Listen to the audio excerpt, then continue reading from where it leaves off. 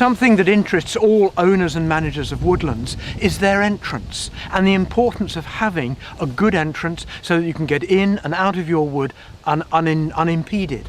Here we can see that we've got a narrow public lane, but the entrance itself is really quite wide, and if we paced it across we would see that it's something like 25 metres.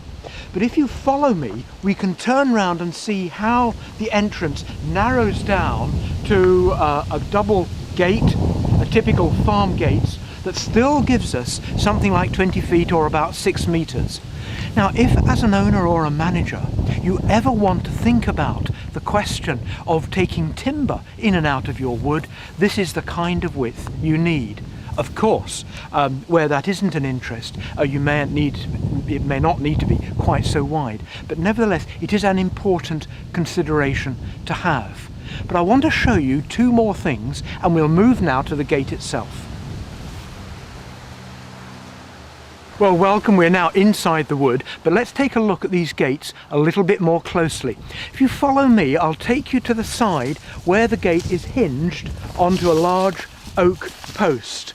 And one of the things to do with good security is to make sure that the hinges are reversed. One is going up and the other is going down, which you can see here. That makes it harder simply for the gate to be lifted off by somebody seeing it sort of casually and wanting to pinch it. The other thing is, let me show you the lock.